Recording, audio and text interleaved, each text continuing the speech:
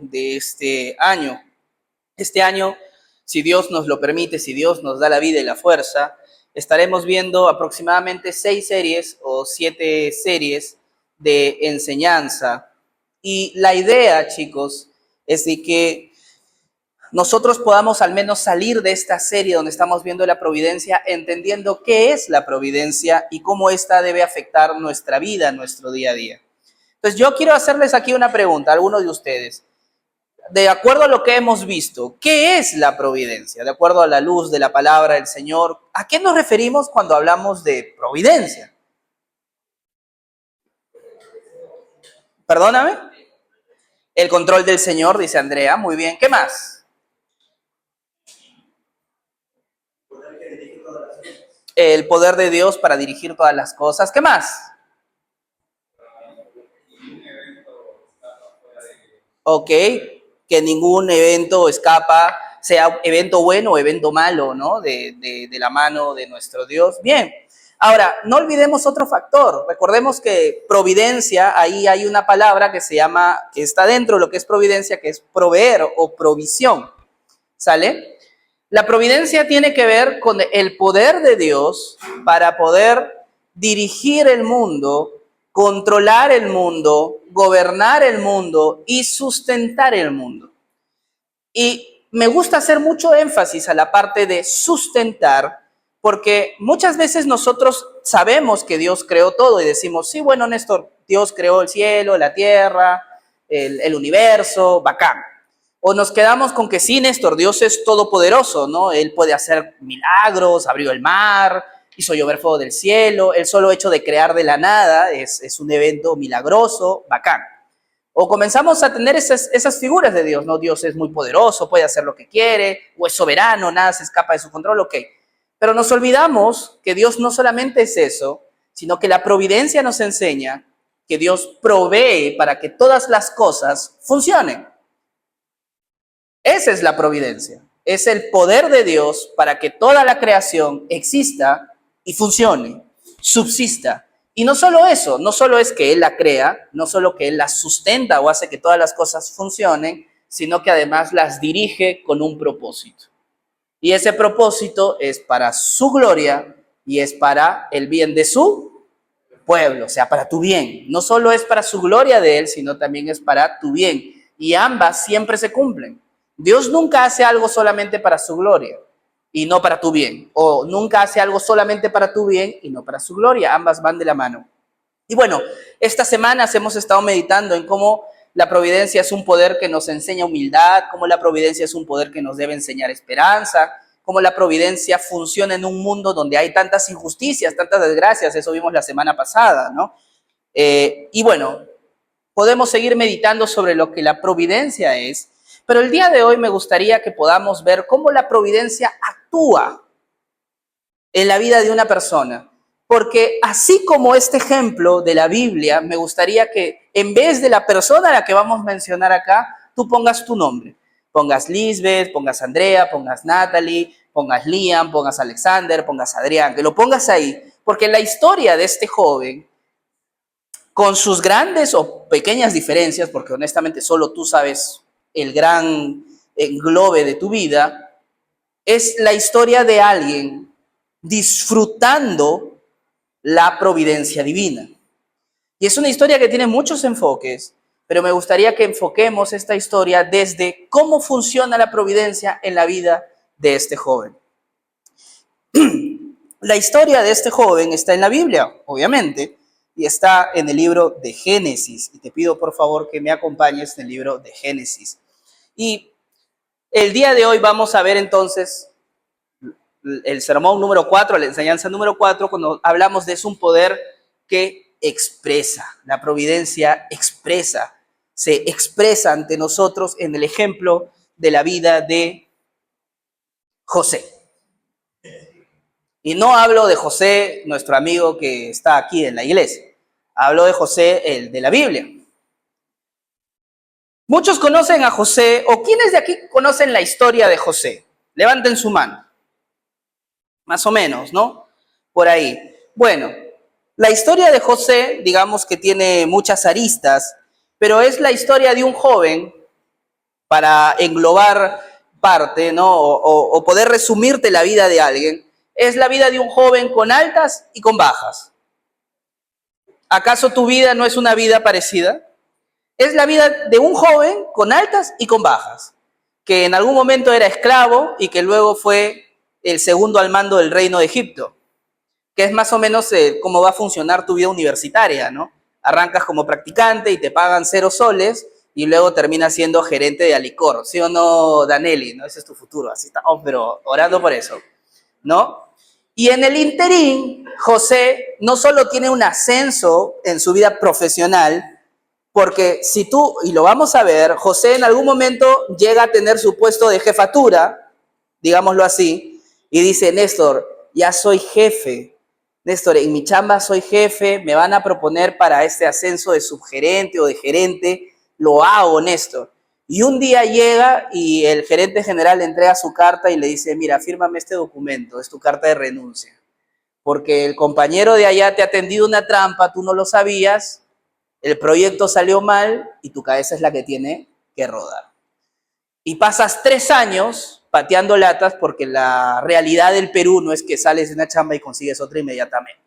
Y digamos que tu puesto es muy específico, entonces estás 3 años, te alquilabas tu propio departamento en San Isidro y ahora te tienes que mudar a un cuarto a Villa El Salvador porque no te alcanza el presupuesto, te roban el celular, la pasas mal y encima tu papá o tu mamá murió y tu papá te dice, o tus hermanos te dicen que tú eres una vergüenza o no te queremos y tienes tus problemas familiares. ¿No es muy parecida la historia de la vida de alguien promedio en Perú con la vida de José? Y vamos a ver que sí, historias más, historias menos.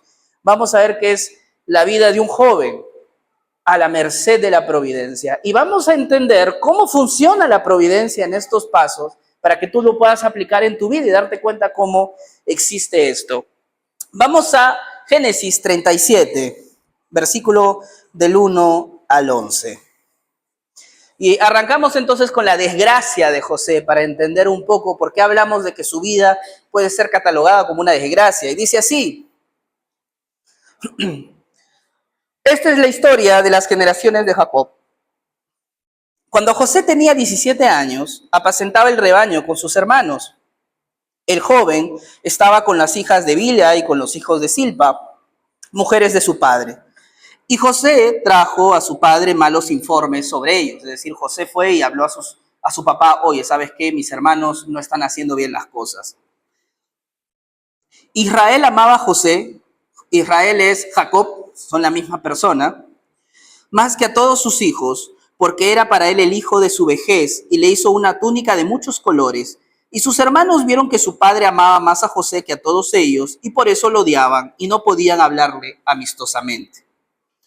José tuvo un sueño, y cuando se lo contó a sus hermanos, ellos lo odiaron aún más.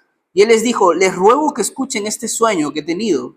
Estábamos atando gavillas en medio del campo, y sucedió que mi gavilla se levantó. Una gavilla es un hato de trigo o de paja. Cuando se junta todo y se amarra, eso es una gavilla. Y sucedió que mi gavilla se levantó y se puso derecha, y entonces las demás gavillas se pusieron alrededor y se inclinaban hacia mi gavilla. Y sus hermanos le dijeron, ¿acaso reinarás sobre nosotros? ¿O acaso te ensoñarás sobre nosotros? Y lo odiaron aún más por causa de sus sueños y de sus palabras. José también tuvo otro sueño y se lo contó a sus hermanos diciendo, he tenido otro sueño y el sol, la luna y 11 estrellas se inclinaban ante mí. Cuando se lo contó a su padre y sus hermanos, su padre le reprendió y le dijo, ¿qué es esto? ¿Qué es este sueño que tienes? ¿Acaso yo, tu madre y tus hermanos vendremos a inclinarnos hasta el suelo delante de ti? Y sus hermanos le tenían envidia, pero su padre reflexionaba sobre todo lo que él le había dicho. Entonces vemos primero una escena de desgracia para el caso de José. Alguien despierte a Aarón, por favor. Gracias. Tenemos una... Sí, ahí golpéalo cada cierto tiempo. Entonces, ahí tenemos una escena más o menos de desgracia. José no se inventó estos sueños, José los tuvo. Y José va delante de su familia para poder contarle estos sueños, porque es su familia. Si tú no tienes la confianza de poder contarle las cosas que pasan en tu mundo interior a tu familia, entonces, ¿de qué estamos hablando? ¿A quién se los vas a abrir? Es algo feo. Entonces José hace lo natural. Oye, tuve un sueño, es un sueño misterioso y se lo cuenta. Pero lejos de esto ayudar a la familia o lejos que esto sea como que, wow, qué sueño para más interesante, ¿qué significará?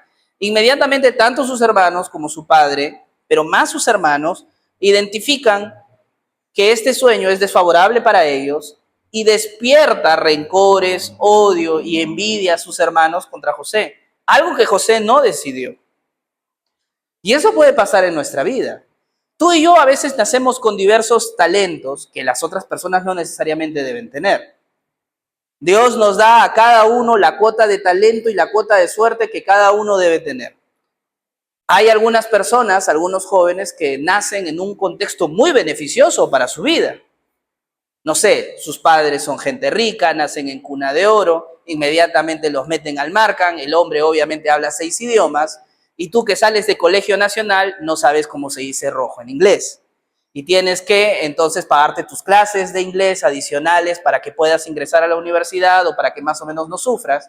Y luego se da la oportunidad de viajar al extranjero, pero solo tu amigo pituco de la universidad puede ir porque sus padres le pueden pagar el pasaje y tú tienes que postular a una beca y competir contra 35,000 que quieren ese boleto. Y no es fácil. Eso no tiene por qué despertarnos envidia. Cada uno nace con un talento, cada uno nace en un contexto. Cada uno tiene que enfrentar la vida con lo que Dios nos da, con un determinado propósito. Dios le dio a José el talento de tener sueños y de interpretar esos sueños. Pero ese talento fue en realidad la causa por la cual sus hermanos se llenaron de odio y de envidia y de resentimiento y lo odiaban a su propio hermano. Ahora, son todos sus hermanos. ¿Cuántos hijos tuvo Jacob? 12. Antes de que nazca Benjamín, alerta de spoiler, van a ser después, eran 11. De estos 11, ¿cuántos odiaban a José? Los 10. Ahí está, los 10. Entonces, tú te imaginas el contexto de la vida de José, donde ninguno de sus hermanos lo quería, y hasta donde su padre a veces tenía... Obviamente la Biblia dice que su padre reflexionaba sobre esto, pero obviamente su padre también dijo, y esto que cuentas no me gusta, no me agrada. Entonces, el contexto familiar de José no era un contexto amigable, al contrario, era un contexto hostil. ¿Y qué pasó en medio de este contexto hostil? Vamos al versículo 18 en adelante, dice así. Cuando los hermanos vieron de lejos, antes que se les acercara José, para esto sus hermanos habían salido al desierto, y José fue a hablar con sus hermanos. Y sus hermanos entonces vieron que José se les estaba acercando en medio del desierto, tramaron contra él para matarlo. Y se dijeron unos a otros, aquí viene el soñador, mira con cachita, ahora pues, que venga, lo matamos y lo arrojamos a uno de los pozos y diremos a nuestro padre, una fiera lo devoró. Entonces vamos a ver dónde quedan sus sueños ahora que está muerto, dicen. Pero Rubén, uno de los hermanos mayores, oyó esto y lo libró de sus manos y dijo, no le quitemos la vida, no derramen sangre, échenlo en este pozo del desierto, pero no le pongan mano encima. Esto dijo para poder librarlo de las manos de ellos y devolverlo a su padre. Entonces Rubén encontramos que al menos lo único que quería era darle como un escarmiento, ¿no? Mira, hay que tirarlo al pozo, y él decía que se quede aquí todo el día y en la noche ya yo vengo solo sin la presión de mis hermanos y lo saco. Oye, cholo, ya ves, ya vamos con nuestro padre, ¿no? Aquí no pasó nada, no llores. Eso es más o menos lo que tramó Rubén. Pero entonces se sentaron a comer, para esto José ya estaba en el pozo, y cuando levantaron los ojos vieron una caravana de ismaelitas que venía de Galat con sus camellos cargados de resina aromática, bálsamo, mirra, e iban hacia Egipto. Y Judá, siendo uno de los hermanos mayores, dijo a sus hermanos, ¿qué ganaremos con matar a nuestro hermano y ocultar su sangre? Él era capitalista. Vengan, vendámoslo a los ismaelitas y no pongamos las manos sobre él, pues es nuestro hermano, carne nuestra. Menos mal. Y sus hermanos le hicieron caso. Entonces pasaron entonces los mercaderes madianitas y ellos sacaron a José subiéndolo del pozo y vendieron a José a los ismaelitas por 20 monedas de plata. Y estos se llevaron a José a Egipto. ¿A ti te gustaría eso? Creo que no, ¿no?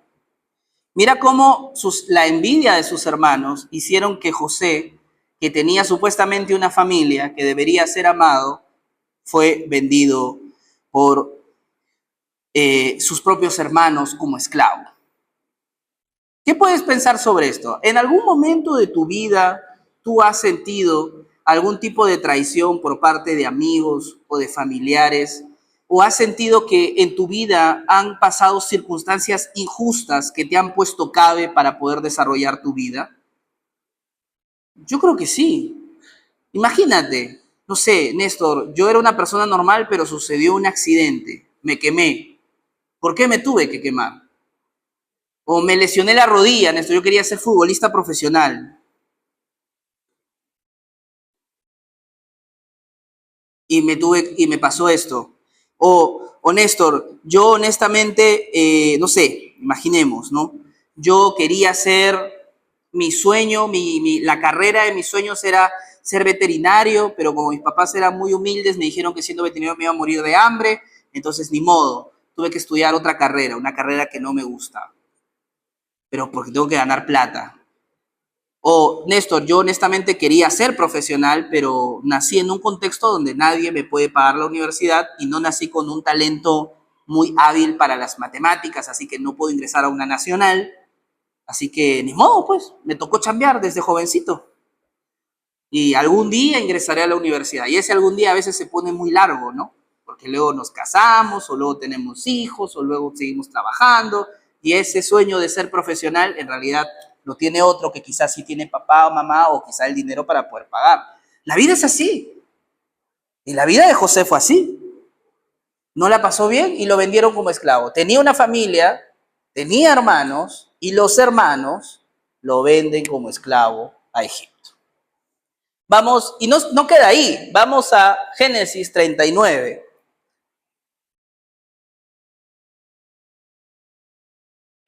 ¿Qué sucede?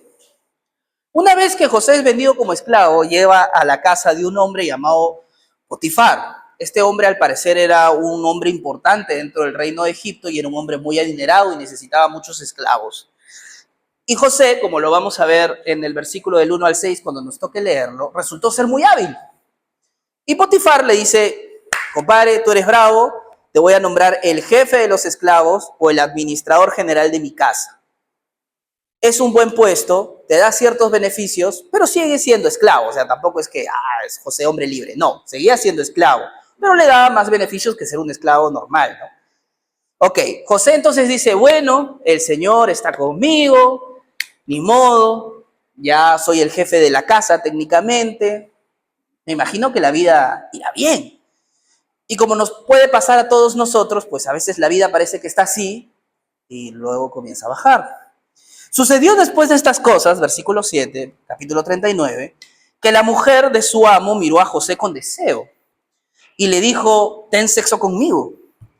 Pero él rehusó y le dijo a la mujer de su amo, estando yo aquí, mi amo no se preocupa de nada en la casa y ha puesto en mi mano todo lo que posee. No hay nadie más grande que yo en esta casa y él nada me ha rehusado, obviamente, excepto a usted, su esposa. ¿Cómo entonces yo podría hacer esta gran maldad?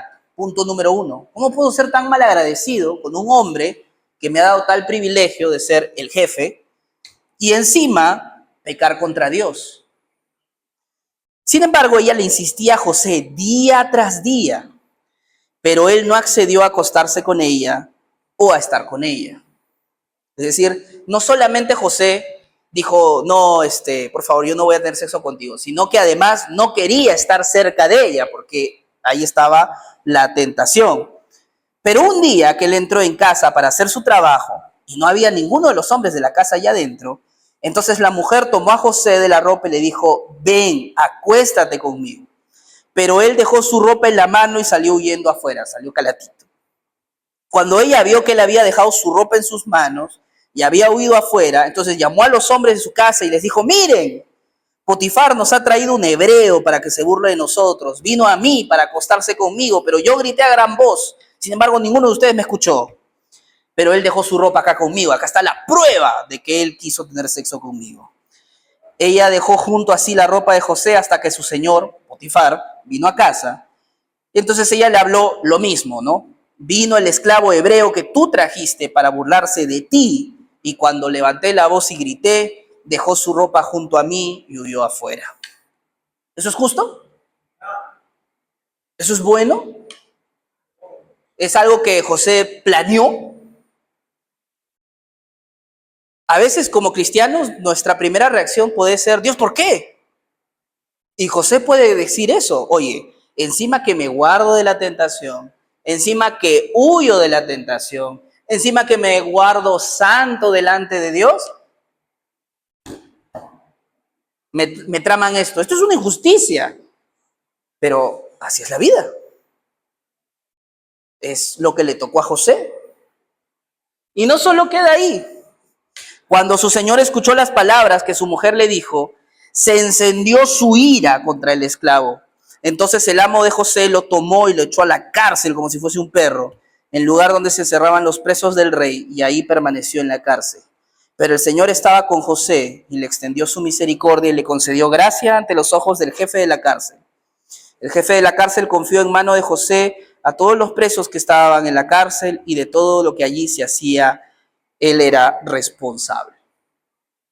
Y esa es la segunda parte que quiero que entendamos de lo que dice la palabra del Señor. Ya que estamos en el contexto de la cárcel, la desgracia de José. José vivió muchas desgracias en su vida. Su familia no lo quiere. El talento que Dios le dio, lejos de ser un talento para ser aprovechado, resultó ser el talento para que la gente lo envidie, lo maltrate, lo venden como esclavo, sus hermanos lo odian. Y ahora que está más o menos tranquilo en la casa de Potifar, de este señor, le ponen una trampa, lo meten a la cárcel y pierde todos sus privilegios y ahora está preso. La vida es así. Pero en ambos escenarios la Biblia recalca que el Señor estaba con él. Ya que estamos ahorita en el escenario de la cárcel, versículo 21, lo que estábamos diciendo, pero el Señor estaba con José, le extendió su misericordia y le concedió gracia ante los ojos del jefe de la cárcel. El jefe de la cárcel confió en mano de José a todos los presos que estaban en la cárcel, y de todo lo que allí se hacía, él era responsable. El jefe de la cárcel no tenía que supervisar nada, porque José lo supervisaba. ¿Por qué? Porque el Señor estaba con él, y todo lo que José emprendía, el Señor lo hacía prosperar. Néstor, ¿pero cómo va a prosperar? Está en la cárcel, su familia lo odia, su buen testimonio, si quieres, ha quedado regado. ¿Quién quiere contratar a un esclavo violador en sí? Nadie, pues. Ese hombre o sale libre y al contrario va a servir para cualquier otra cosa menos para ser alguien responsable dentro de una casa, o simplemente va a ser declarado culpable, que era lo más lógico, y lo van a decapitar o ahorcar. Nada más. Es una vida regada. Pero mira lo que dice Génesis 39, del 1 al 6. Vamos unos meses antes, cuando José estaba en la casa de Potifar. Cuando José fue llevado a Egipto, Potifar, un oficial egipcio del faraón, capitán de la guardia, lo compró. Pero el Señor estaba con José, que llegó a ser un hombre próspero y vivía en la casa de su amo el egipcio. Vio su amo que el Señor estaba con él y que el Señor hacía prosperar en su mano todo lo que él hacía. Así José halló gracia ante sus ojos y llegó a ser siervo personal, y él lo hizo mayordomo sobre su casa y entregó en su mano todo lo que le poseía. El Señor, versículo 5, bendijo la casa del egipcio por causa de José. La bendición del Señor estaba sobre todo lo que poseía en la casa y del campo. O sea, la Biblia, en los escenarios de desgracia de José, recalca que el Señor estaba con José. Ahora, no encontramos aquí la actitud de José, una actitud malagradecida con Dios o quejumbrosa con Dios. Y no es que es que Néstor es la Biblia, pues. En la Biblia jamás van a poner eso. No.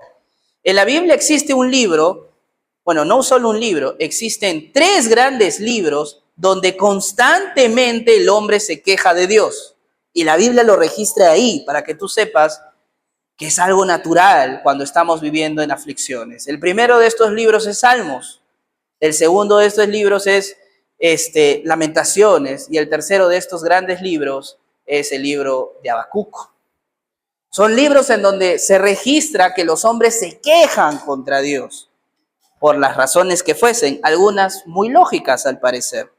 Pero en el caso de José, José no se quejó con Dios. José entendía que Dios estaba en medio de todo lo que había sucedido. Y eso lo vamos a entender versículos más adelante. Ahora, no solamente es la desgracia de José, y no solamente es que Dios siempre estuvo con él. Yo quiero que tú veas cómo José vive la providencia. Vamos a Génesis capítulo 40, versículo del 9 al 22. En la cárcel, poniendo un poco el contexto, José conoce a dos personas. Uno era el copero del rey y el otro era el panadero del rey. Y ambos también habían sido metidos presos. ¿Por qué? No lo sabemos, pero estaban presos. Al parecer no eran muy buenos. Estaban esperando su juicio. Y ambos despertaron un día perturbados. Habían tenido ambos esa misma noche un sueño muy confuso. Y bueno, palabras más, palabras menos, José les dijo, canta tú nomás, yo voy a ver cómo te ayudo. Contó pues el jefe de los coperos su sueño a José y le dijo, en mi sueño vi que había una vid delante de mí y en la vid había 3 ramas, y al echar brotes aparecieron las flores y sus racimos trajeron uvas maduras. La copa del faraón estaba en mi mano, así que tomé las uvas, las exprimí en la copa del faraón y puse la copa en la mano del faraón. Entonces José le dijo, esta es la interpretación. Las 3 ramas son 3 días. Dentro de 3 días, Faraón levantará su cabeza, le restaurará a su puesto y usted podrá la copa de Faraón en su mano como acostumbraba antes, cuando era su copero. Mira, o sea, ahí José le dijo, mira, vas a volver a tu anterior puesto. Bacán. Ahora, mira lo que le dice José al copero. Te pido que te acuerdes de mí cuando te vaya bien.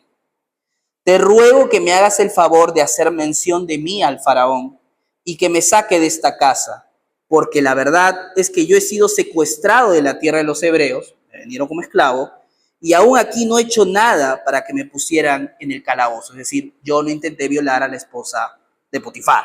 Entonces, habla delante de mí cuando estés de copero del faraón, ayúdame. Y obviamente el copero le dijo, puedes confiar en mí. Cuando el jefe de los panaderos vio que había interpretado favorablemente, le dijo, José, para mí también. Yo soñé que había 3 cestas de pan blanco sobre mi cabeza, y sobre la cesta de encima había toda clase de manjares hechos por un panadero para el faraón, y las aves la comían de la cesta sobre mi cabeza. Entonces José le respondió, esta es su interpretación, salud.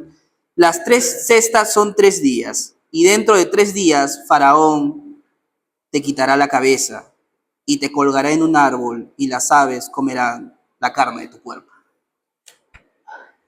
¿Ok? Sucedió entonces el tercer día, que era el día justo del cumpleaños del faraón. Entonces este hizo un banquete para todos sus siervos y, dicho y hecho, el faraón levantó su cabeza, llamó al jefe de los coperos y lo restauró y ahorcó al jefe de los panaderos, tal como lo había interpretado José.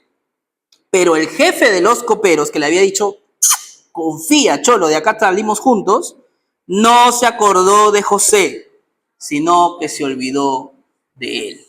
¿Eso pasa en la vida?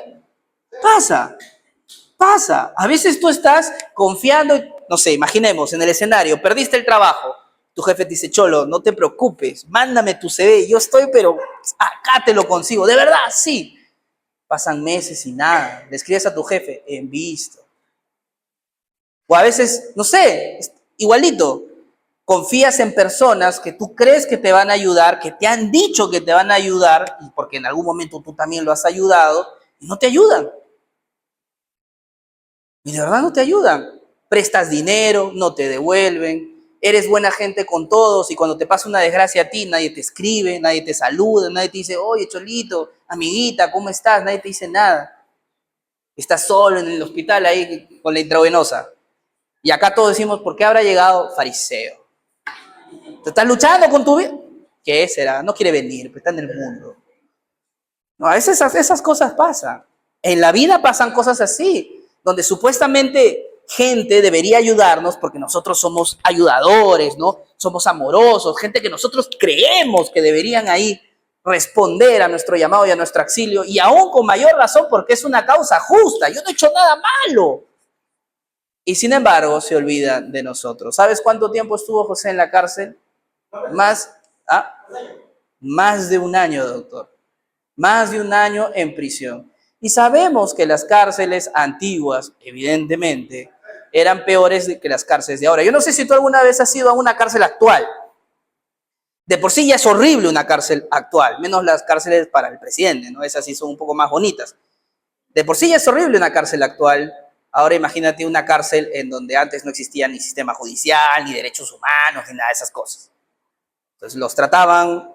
Yo no sé si tú alguna vez has ido al Real Felipe y has pasado por los Torreones y ahí te explican cómo tenían a los prisioneros. Horrible, de verdad que es horrible. Bueno, José, temeroso del Señor, estaba en esas condiciones. Para que te des una idea, ¿ustedes saben quién fue Augusto B. Leguía? Presidente del Perú, dictador, el oncenio de Leguía, un muy buen presidente, ¿eh? Pero cuando fue derrocado y lo enviaron justamente al Real Felipe como prisionero, una de las características de este tipo de prisiones es que obviamente estás encadenado y no tienes, nadie piensa en ti para ir al baño, no hay water, no hay sistema sanitario, y los prisioneros morían ahí de infecciones porque orinaban encima, se defecaban encima y ahí morían.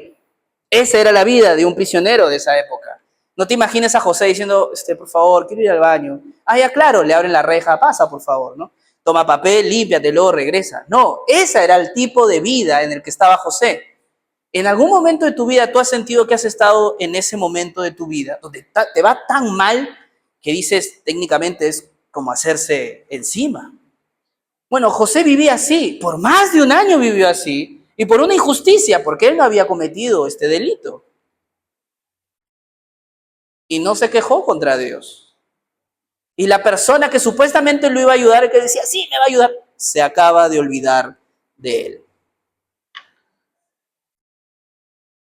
La providencia a veces parece así. Vivir en la vida, en la providencia de Dios, parece así. En algún momento estamos tranquilos en la casa de nuestro Padre y en otro momento nuestro mundo se vuelca y estamos figurativamente encarcelados, orinándonos encima por una injusticia. La vida a veces es así. No debería ser así. No queremos que sea así. Pero pasa. Y a José le pasó. Mira lo que dice el versículo 17 al 50 del capítulo 41. Sucedió un día que el faraón tuvo un sueño. Pasaron mucho tiempo después, como te digo, se estima más o menos entre 1 año y medio y 2 años en esas condiciones tan desgraciadas que estuvo José. Y un día el faraón tuvo un sueño que lo dejó muy perturbado.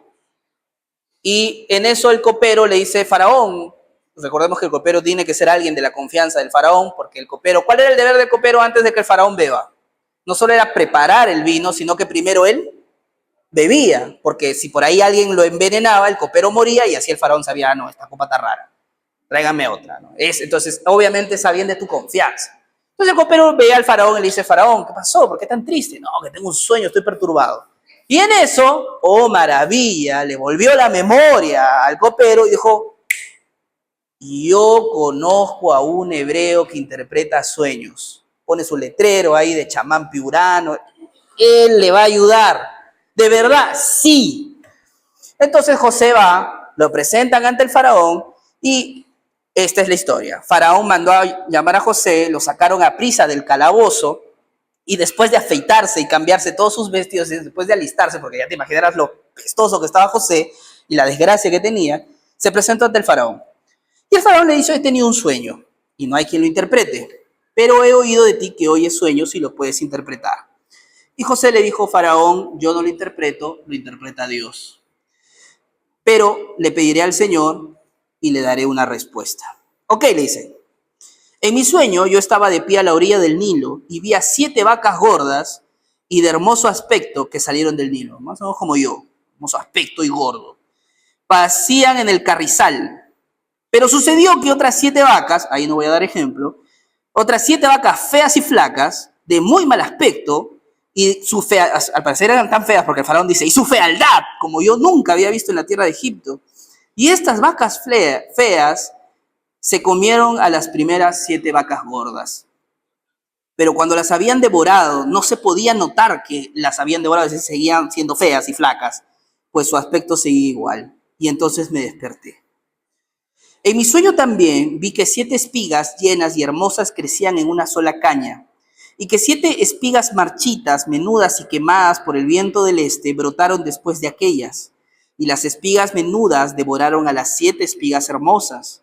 Yo se lo he contado a todos los magos, pero nadie me lo puede explicar. Entonces José le dijo al faraón, los 2 sueños son uno. Dios le está anunciando al faraón lo que va a hacer. Las 7 vacas son 7 años, las 7 vacas hermosas son 7 años, y las 7 espigas hermosas son los mismos 7 años. Y las 7 vacas flacas y feas que subieron detrás, y las 7 espigas quemadas son los mismos 7 años de hambre. Esto es lo que ha dicho el Señor. Ha mostrado a Faraón lo que va a hacer. Van a venir 7 años de gran abundancia en toda la tierra de Egipto, y después de ellos vendrá 7 años de hambre. Y será olvidada toda la abundancia en la tierra de Egipto, y el hambre asolará la tierra.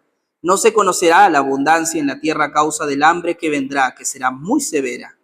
En cuanto a la repetición del sueño a Faraón 2 veces, quiere decir que el asunto está determinado por Dios y que Dios lo va a hacer pronto. O sea, se vienen 7 años de abundancia y se vienen 7 años de hambruna.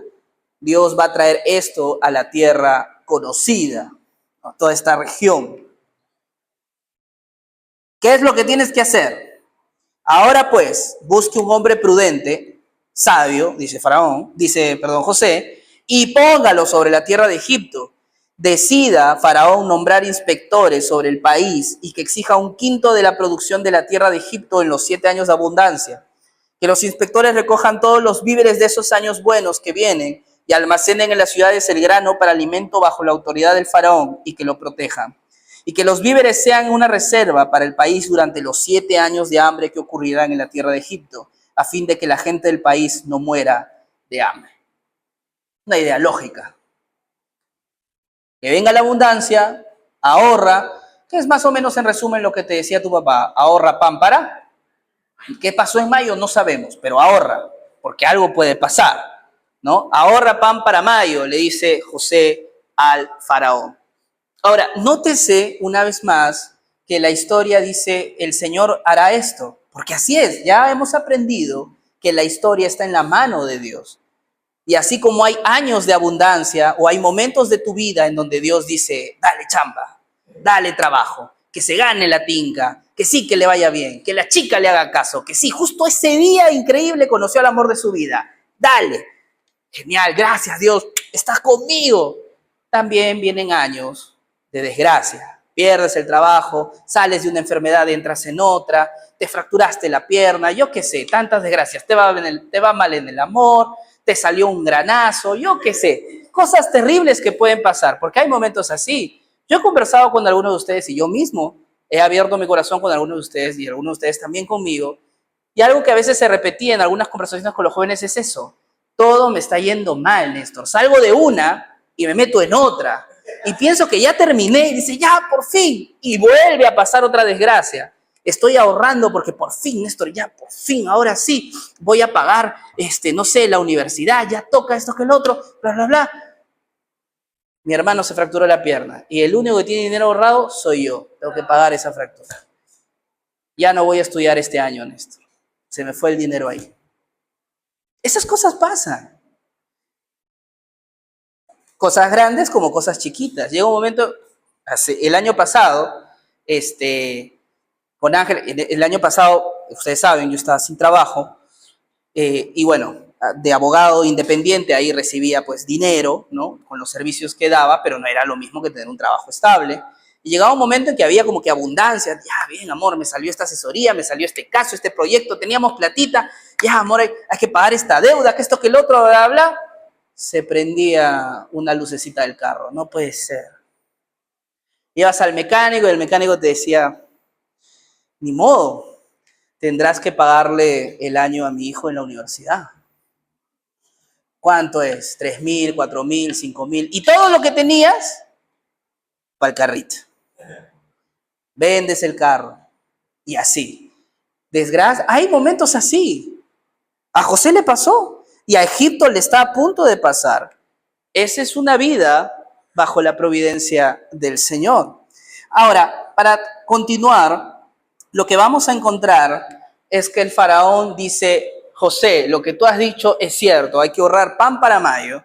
Y como tú has sido el único que me ha revelado este sueño, yo creo que tú eres la persona indicada para ese puesto. Y entonces lo nombró como la segunda persona más importante de Egipto. ¿Cuál va a ser tu chamba? Supervisar. Tú vas a supervisar que durante todos estos años de abundancia se guarde el trigo para los años de hambruna. Tú vas a contratar. Lo nombró gerente general de Egipto. Mira, ya no está abajo, ahora está arriba. Porque ahora él se casó con una de las hijas del faraón, le dieron casa, le dieron plata, millones. La segunda persona más importante del faraón tenía una piscinaza, tenía 5 casas en la planicie, ¿para qué? No sé, pero ahí las tenía, vivía bien y disfrutó los años de abundancia. Y todo el mundo decía: José es un trome, tiene una visión estratégica increíble. Qué linda es la vida cuando todo te va bien, y José obviamente lo vivió así. ¿Pero qué pasó? Llegó los tiempos de hambruna. Y la heridita en la vida de José, porque todos nosotros tenemos nuestras heriditas, que a veces el dinero, que a veces el vino, que a veces el alcohol, que a veces la comida, que a veces los amigos pueden ayudar a disimular. Y no está mal, pero solamente Dios puede sanar. Y estas cosas te ayudan a disimular. José estaba viviendo una vida espléndida, tenía hijos, tenía plata, tenía abundancia. José, ¿qué más quieres? Hasta que aparecieron sus hermanos en la tierra de Egipto solicitando comida. Y José los vio y narra la historia que no aguantó y se puso a llorar. Porque las heridas de la vida no se sanan con los placeres de la vida. Los placeres de la vida son bendiciones que hay que disfrutar, pero no sanan. Dios sana.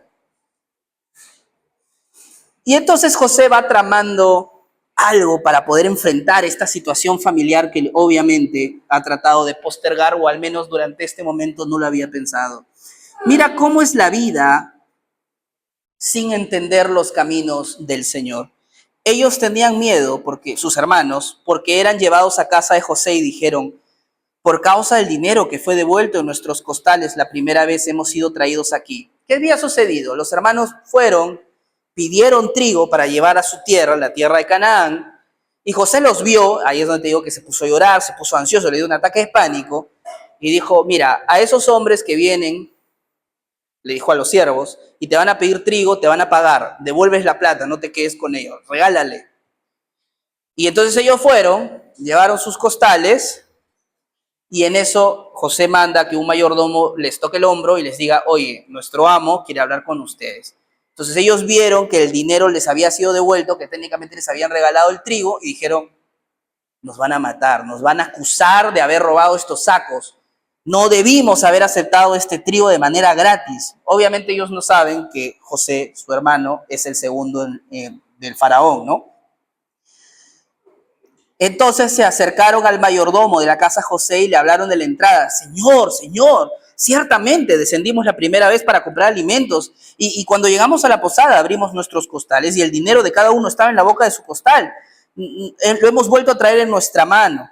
También hemos traído otro dinero en nuestra mano para comprar alimentos. No sabemos quién puso nuestro dinero en nuestros costales. Así como tratando: por favor, yo no les estoy robando, yo di mi dinero, aquí me lo han devuelto, no tengo nada que ver, por favor, no me presenten delante del segundo al mando, porque tenían miedo. Y el mayordomo les dijo: no se preocupen, no teman, el Dios de ustedes y el Dios de su padre les ha dado este tesoro en sus costales. Yo haré constar que recibí el dinero de ustedes. Y entonces le sacó a Simeón. Entonces el mayordomo le dijo: tú tranquilo, si alguien pregunta, yo mismo daré testimonio de que puse el dinero en sus costales. Tranquilos. Y chicos, Este es un ejemplo de cuando nosotros no aprendemos sobre la providencia de Dios en nuestras vidas. José no se inventó nada hasta el día de hoy. José no trató de ganarle el vivo a la vida. José enfrentó las desgracias y las virtudes de la vida como un verdadero hijo de Dios. Si el Señor quiere que pase esta desgracia, ni modo, no me voy a quejar. Tampoco voy a mentir y no me voy a inventar una excusa o algo para poder acondicionarme ante esta situación. Los hermanos, en cambio, no. Los hermanos dijeron, nos van a meter, hay que inventarnos algo. Y vamos a ver que sus hermanos tenían la cualidad de inventarse historias para poder salvar su pellejo. Y a veces en la vida nosotros también hacemos lo mismo. Comienzan a pasar desgracias en nuestra situación y vemos maneras de poder salir de estas situaciones desgraciadas, no diciendo la verdad y no enfrentando la situación como debe de ser, sino a veces mintiendo, a veces engañando, a veces fingiendo, inventando historias que no son del todo ciertas. Piensa en una situación laboral en donde te equivocaste en algo y dices, no, pucha, ahora sí me van a llamar la atención. No, yo envié el correo, yo no sé, no sé, yo no fui, yo no fui.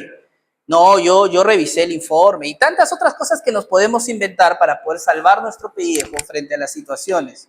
José no lo hizo, sus hermanos sí. Ahora, mira lo que dice Génesis 50 del 15 al 21. Sigue la historia de José.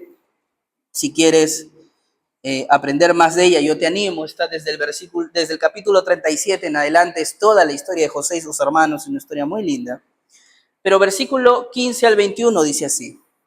Al ver los hermanos de José que su padre había muerto, dijeron, quizá José guarde rencor contra nosotros. Ya para esto, para el Génesis 50, una vez más, alerta de spoiler, José ya le había dicho a sus hermanos, yo soy José, sus hermanos lo vieron, le pidieron perdón, se amistaron, todos felices.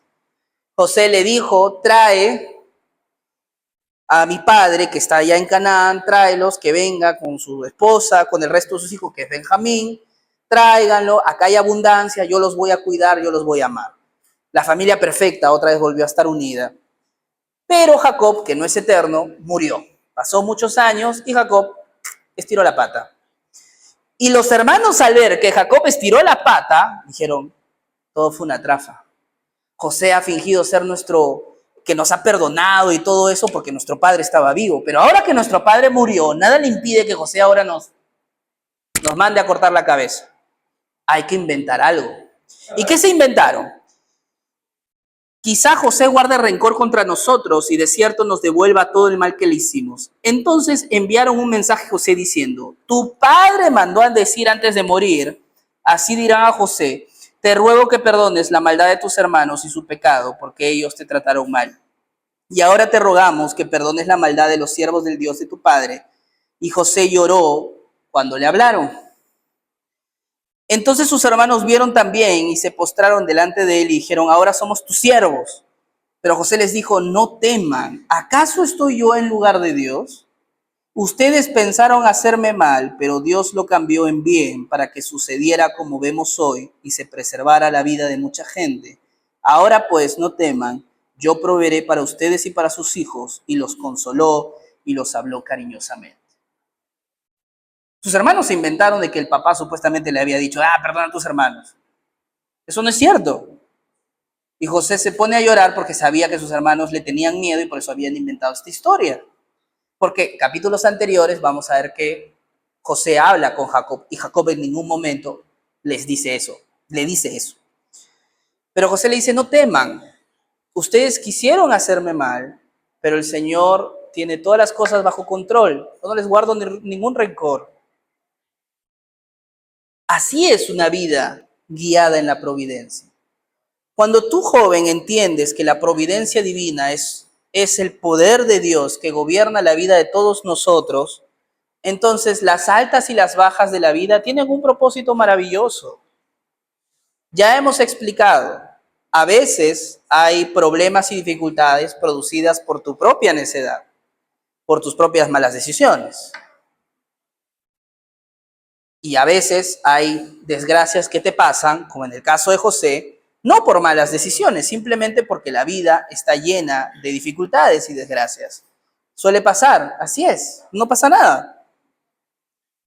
El asunto está en cómo vemos esta situación, cómo enfrentamos las circunstancias difíciles de la vida. Como los hermanos de José, que tratamos de inventarnos excusas e historias falsas con el objetivo de tratar de salir de la situación negativa, o como José, que enfrentó las situaciones difíciles y desgraciadas de su vida con la esperanza que en algún momento Dios le iba a hacer justicia. Y obviamente cuando Dios le hizo justicia, él aprovechó con los talentos y las virtudes que Dios ya le había dado de antemano. ¿Qué nosotros tenemos que hacer? ¿Qué es lo que nos toca hacer? ¿Cómo quieres enfrentar la vida? Y aquí es donde me gustaría resumir cómo funciona la providencia de Dios en la vida de José y cómo en realidad funciona la providencia de Dios en nuestra vida. Vamos capítulos antes, Génesis capítulo 45. Llegó el clímax de la historia de José y sus hermanos. Aquí es el momento. José le dijo a sus hermanos, versículo 3, yo soy José. ¿Vive todavía mi padre? Pero sus hermanos no podían contestarle porque estaban atónitos delante de él. Obviamente, sus hermanos creían que su hermano había muerto o que estaba, quién sabe, por ahí, lo vendieron como esclavo, que se iban a imaginar que su hermano era el gobernador de Egipto. Y lo ven y se quedan pasmados, porque no solamente es ahora el gobernador de Egipto, sino que ahora tiene el poder para vengarse. Y José le dijo a sus hermanos, acérquense a mí ahora. Y ellos se acercaron y les dijo, yo soy su hermano José, a quienes ustedes vendieron a Egipto.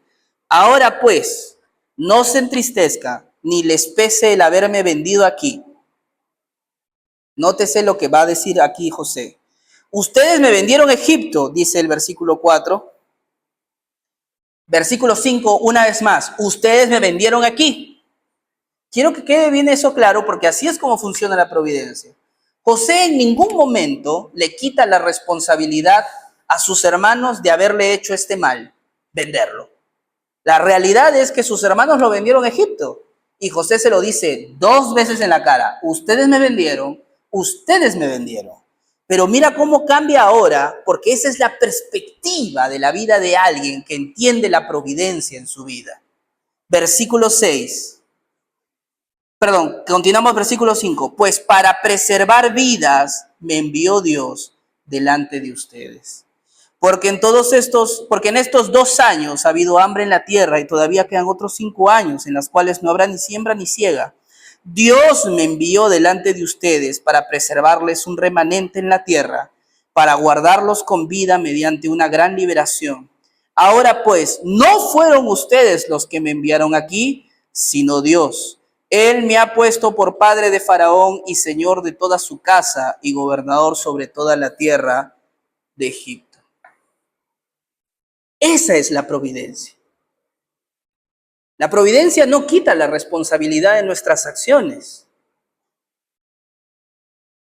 Los hermanos vendieron a José. Y José se los dice, 2 veces me vendieron.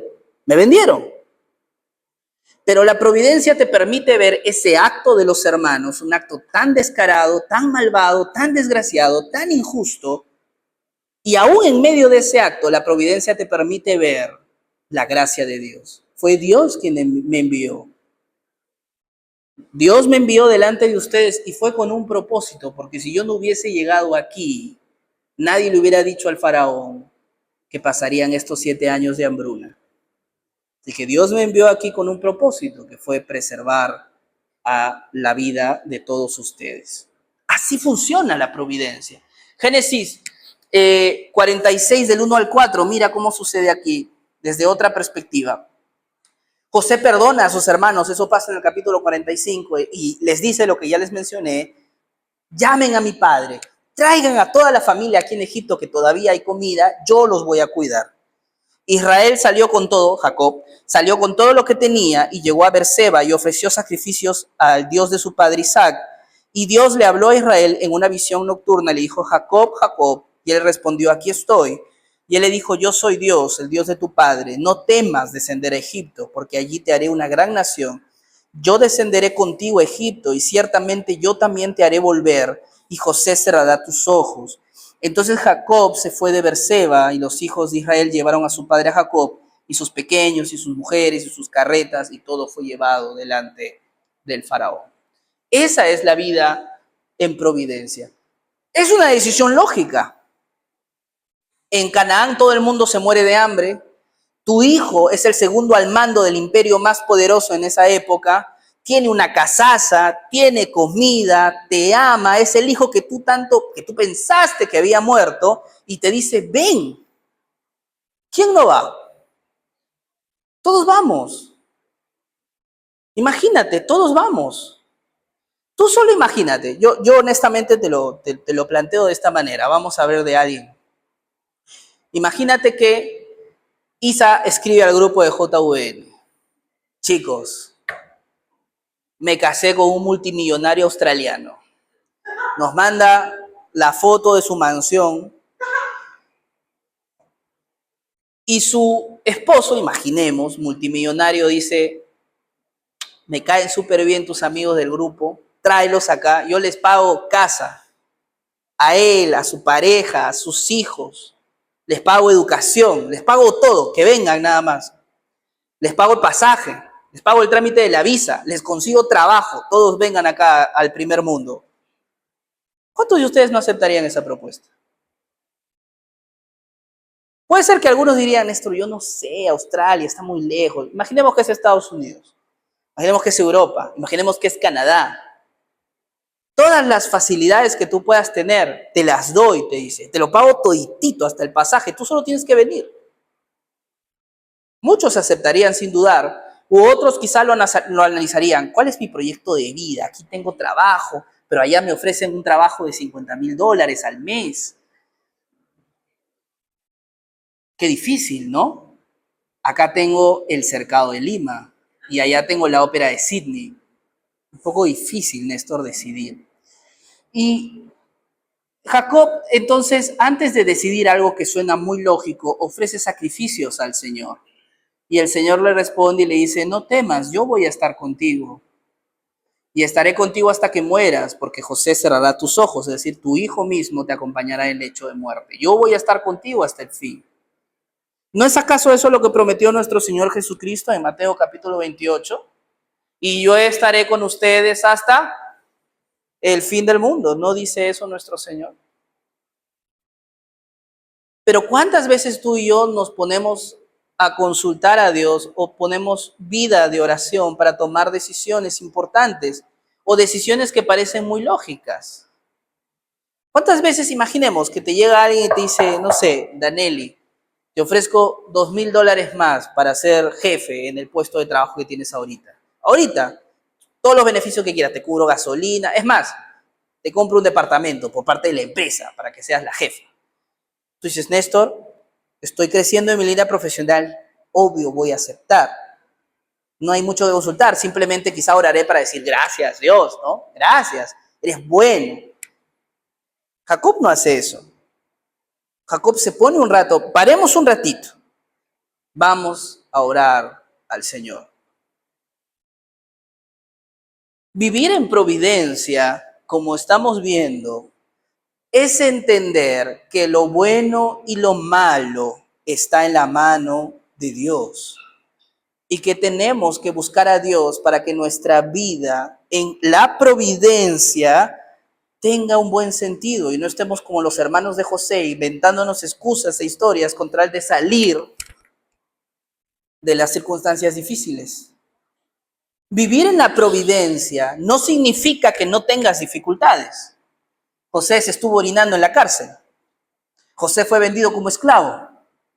José fue olvidado por aquellos que supuestamente lo debían ayudar. Que Josué fue odiado por sus hermanos. Josué tuvo la difícil misión que algunos de nosotros no queremos hacer, que es perdonar.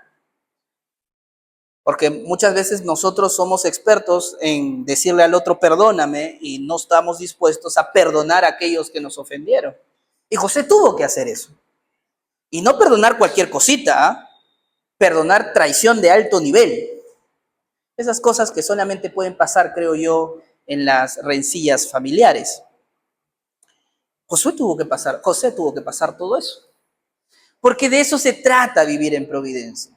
Vuelvo a leer lo que dice el capítulo 45, versículo del 4 al 8.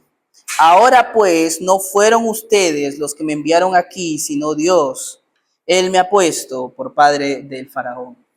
Y si queremos resumir, Néstor, resúmelo en un versículo más. Pues la siguiente diapositiva. La siguiente. Génesis 50, 19 al 20, creo que resume muy bien lo que es la providencia en nuestro día a día. Pero José les dijo, no teman, ¿acaso estoy yo en lugar de Dios? Ustedes pensaron en hacerme mal, pero Dios lo cambió en bien para que sucediera como vemos hoy y se preservara la vida de mucha gente. De eso se trata la providencia. Esto que está aquí, mañana más tarde se sustenta en una promesa que mañana más tarde escribe el apóstol Pablo en Romanos capítulo 8, versículo 28. ¿Qué dice? A los que aman a Dios, a los que confían en su nombre, para los que verdaderamente aman al Señor y los que verdaderamente quieren cumplir lo que el Señor les dice, todas las cosas les servirán para bien. Todas las cosas. Eso incluye a veces tus malas decisiones, porque seamos honestos, a veces tomamos malas decisiones no adrede, a veces sí, a veces tomamos malas decisiones porque somos tercos. Pero otras veces nos equivocamos porque somos seres humanos, no vemos el futuro, no tenemos el conocimiento de todo y tomamos una decisión y nos equivocamos, la fregamos. Pero el Señor te dice, ustedes, lo que te pasó en la vida, tú crees que fue para mal, pero el Señor lo cambió para bien. Y a veces no sabemos por qué. Cuando José fue vendido como esclavo, ¿tú crees que decía, no, es que obviamente el Señor me va a poner al segundo al mando de Egipto? Quizá por eso me están vendiendo allá, ¿no? O cuando José fue metido de esclavo, no, es que seguramente aquí conoceré gente muy influyente que me acercarán al trono del faraón.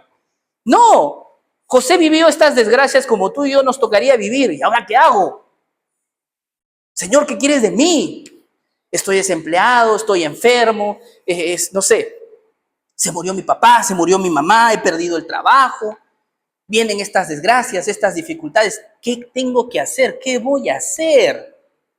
Pero José vemos que no se enojó con el Señor, sino que entendió que todas las cosas están en la mano de Dios. Sí, despierta, está roncando mi compañero. Todas las cosas están en la mano de Dios. Todas las cosas. Joven, termino. Yo me gustaría, con la diapositiva anterior, ¿sí? Dios, esto dice Jerry Bright en su libro Confiando en Dios aunque la vida duela. Es un libro chiquito, maravilloso, muy lindo. Si tienes la oportunidad de alguna vez comprarlo, cómpralo. El libro dice lo siguiente en su página 19. Mira lo que dice. Dios en su amor siempre desea lo mejor para nosotros. Ya hemos visto, Dios nos ama, lo vimos, ¿se acuerdan? La providencia es un poder que expresa el amor de Dios. Bueno, en su amor Dios siempre desea lo mejor para nosotros. En su sabiduría siempre sabe lo que es mejor. Dios no solamente quiere lo mejor para nosotros, sino que Él sabe qué es lo mejor para nosotros, que no siempre es lo que tú quieres. Y en su soberanía tiene el poder para hacer que esto suceda. Eso es la providencia vivida en el día a día. De eso se trata. Yo sé que hay momentos en tu vida en donde tú dices, Señor, ¿para qué? Y no sabemos lo que sucederá después. Yo te digo algo, si José no hubiese llegado a Egipto, el pueblo de Israel nunca hubiera llegado a Egipto. Y si el pueblo de Israel nunca hubiera llegado a Egipto, el pueblo de Israel luego no sería esclavo de Egipto por más de 430 años. Y si el pueblo de Israel no hubiese sido esclavo por 430 años, Moisés nunca hubiese sido hijo de Faraón. Y si Moisés nunca hubiese sido hijo de Faraón, entonces Moisés nunca hubiera podido libertar al pueblo de Israel. Y si el pueblo de Israel nunca, y así podemos comenzar a contar el hilo de la historia futura de siglos, de décadas y de años después, que se van construyendo por decisiones o por historias bonitas o desgraciadas que pasan. Yo no sé por qué puede estar pasando lo que está pasando en tu vida. Puede ser que tú me digas, Néstor, ahorita en mi vida estoy en mi prime, estoy excelente en esto. Me va bien, tengo plata, me va bien en el amor, tengo un equipazo, tengo trabajo, tengo casa, tengo... Amén. Haz como Egipto, guarda pan para mayo. Hay años buenos, hay años malos. Puede ser que justo estés en esa época de decadencia. Néstor, me estaba yendo bien, pero este año hemos arrancado bravo. Yo dije, 2026, sorpréndeme. Y me está sorprendiendo feo. Estamos mal, me está pasando esto y aquello. Bueno, ni modo. O puede ser que ya, Néstor, llevo más de un año con esta enfermedad, no me curo, estoy mal. O Néstor, llevo más de un año con mamá o con papá enfermo, con mis hermanos enfermos, no sé qué hacer. Es una situación muy difícil. O Néstor, llevo más de un año desempleado y no sé qué hacer. O Néstor, llevo más de un año con este problema que no se soluciona, con este problema familiar, no sé. La vida tiene tantas altas y tantas bajas. Ser cristiano no te exime de vivir todo lo que José le tocó vivir. Mira la historia de José, así. Hoy está arriba, mañana abajo, hoy gobierna, mañana está esclavo, hoy es amado, mañana es odiado. Tú y yo tenemos una vida muy parecida a la vida de José. Pero José siempre, joven, siempre entendió que su vida estaba en las manos de Dios. No había necesidad de quejarse, había que tener fe y aprovechar los momentos en que se te da, en que Dios abre las puertas y hay que aprovecharlos, hay que ser diligentes. José no, cuando vino el faraón, dijo, no, ya para qué. Interpretar sueños me han traído muchos problemas. No, yo no quiero interpretar sueños, prefiero morirme aquí en la cárcel. Estoy resentido. No, Dios, tú me has malogrado la vida. No, José vio su oportunidad y lo aprovechó. Y tú y yo tenemos que aprovechar las oportunidades que Dios pone en nuestra vida. No podemos andar resentidos con Dios porque las cosas anden mal. Si todo fuese bien, entonces David nunca hubiese escrito ese maravilloso salmo, el Salmo 23 o el Salmo 22, dependiendo del libro de Salmo que tengas, que dice, el Señor es mi pastor, nada me faltará. Palabras más, luego sigue y dice, aunque ande en lugares de valle, de sombra y de muerte, no temeré mal alguno, porque tú, Señor, estarás conmigo. Tu vara y tu callado me infundirán aliento. ¿Estás en el valle de aflicción? ¿Estás atravesando por el valle de sombra y de muerte? ¿O estás en los delicados pastos? No sé el momento exacto en que esté en tu vida. Lo que sí sé es de que, como también dicen por ahí, no hay mal que dure 100 años, ni cuerpo que lo resista. Hay épocas malas, hay épocas buenas. Dios así lo ha determinado. Dios así lo ha determinado para todos los hombres, que todos nosotros vivamos cosas buenas y cosas malas. ¿Sabes cuál está la diferencia entre si pones tu esperanza en Dios que en las cosas? Es que si tú pones tu esperanza en Dios, sea lo que sea que te toque enfrentar, tanto las cosas buenas como las cosas malas, habrá un propósito. Un propósito claro, conciso. Y eso es lo que quiere Dios para todos nosotros. De eso se trata la providencia, joven. Ahora, si tú no eres creyente, si tú no crees en Dios, si tú no te has arrepentido de tus pecados y has confesado en Jesucristo como tu Salvador, no es que la providencia no aplique para ti, porque como ya hemos visto, la providencia aplica para todos. La diferencia está en que probablemente puedas buscar como José, enfrentar la vida con los placeres que este mundo te da y aprovechar las circunstancias que este mundo te da. Pero una vez más, todo es pasajero. Hoy tienes, mañana no tendrás. Pero si tú verdaderamente eres hijo de Dios, yo te animo a que enfrentes la vida como debes enfrentarla. Hay días buenos, hay días malos. El Señor tiene el control de todo. No me tengo que quejar. Tengo que aprovechar mis oportunidades y hacer lo que Dios quiere que yo haga. José no se quejó. Hay otros hombres que se quejaron, ¿eh? No está mal quejarse de vez en cuando, honestamente. Dios es muy paciente y tolera cuando nos quejamos. Y no lee el libro de los Salmos, el salmista se quejaba mucho. Y es normal. José al menos no lo hizo, entendió la providencia. Este mal que me pasó, ya sea por ustedes o por las desgracias que pasa, al final el Señor lo usó para mi bien. Y ahora que ya pasaron muchos años desde ese evento, entiendo por qué el Señor me llevó aquí, para preservar la vida de muchas personas. No me enviaron ustedes, me envió Dios. Pero sí me vendieron ustedes, pero Dios estaba en control de toda esta situación. ¿Cómo vas a enfrentar tu vida, joven? ¿Cómo piensas enfrentar tu vida de ahora en adelante? En las altas y las bajas, en las cosas buenas o las cosas malas que te toque vivir. ¿Cómo piensas enfrentar estas circunstancias? Agarrado de la mano del Señor, entendiendo, Señor, tú gobiernas todo, tú has trazado esto, tú has permitido esto, dame la fe, dame la fuerza para enfrentarlo y saber de que todo tiene un propósito maravilloso dentro de tus designios. O lo enfrentarás de otra manera, con resentimiento, con dolor, con queja, renegando contra Dios, contra las personas que te hacen desgracias y más. No es fácil, ¿ah? No es fácil. Nada de lo que yo te digo es fácil, pero es lo que nosotros tenemos que buscar siempre. Vamos a orar y con eso estamos terminando el día de hoy. Bendito Señor, creador de todas las cosas, te damos la gloria a ti, buen Señor, porque solamente tú eres Dios. Padre mío, tú que en tu misericordia nos permites estar reunidos el día de hoy, te rogamos que nos ayudes a entender lo que tu palabra nos expone el día de hoy. Señor, a veces creemos que la Biblia está llena de gente santa que no sufrió y que le fue muy bien alrededor tuyo. Y no es así. La Biblia está llena de ejemplos de hombres que fracasaron, de hombres que obtuvieron victorias y derrotas, y de hombres, al igual que nosotros, que la pasaron bien y la pasaron mal, de hombres que pecaron y hombres que sí fueron santos. Señor, la Biblia es un testimonio vivo de cómo es al final la vida del ser humano delante de ti. Y en todo esto brilla tu gracia, tu amor y tu misericordia. Señor, gracias por la vida de José. Él con su vida en la práctica nos ha mostrado cómo enfrentar la vida en sus puntos altos y sus puntos bajos. Él entendió tu providencia. Él entendió que tú tenías el control de todo. Él entendió que cada historia que nos pasa tiene un propósito. A veces no la entendemos en ese momento, pero él tuvo esa esperanza.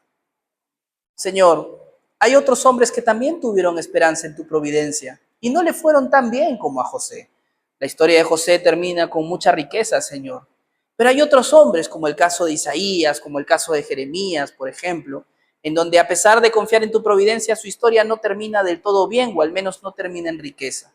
Pero en todos estos hombres, Señor, no hay queja sobre ti, no hay resentimiento sobre ti, porque entendieron, Señor, entendieron que tú estabas con ellos y que la vida tiene un propósito más grande que solamente estar aquí y disfrutarlo. Señor, tú dices en tu palabra que no nos va a venir o no nos va a sobrevenir ninguna prueba o tentación que no podamos soportar en tu nombre. Sea lo que sea que estemos enfrentando el día de hoy, sea lo bueno o lo malo, tú, Señor, nos has dado tu palabra, nos has dado a tu iglesia y nos has dado la oración para poder resistir y para poder vivir. Yo te ruego que los jóvenes que están aquí delante mío, Señor, que tú hables a sus corazones, que tú te muestres como el único Dios verdadero, que tú les des fuerza, Señor, no solamente para arrepentirse de sus pecados, sino para confiar en ti. Que confíen en ti, Señor. Que confíen, Señor, de que tú tienes el control de todo y que su vida tiene un propósito muy lindo y maravilloso en tus manos. Que todo lo que nos tocó vivir no es por casualidad, está dentro de tu maravilloso plan. Y tenemos que entenderlo para poder enfrentar la vida como tú quieres que la enfrentemos, a tu lado. Te lo rogamos, buen Señor, en el nombre de Jesús, tu Hijo amado. Amén. Amén, chicos. Bien. Recordemos. Está atrás, no, para no.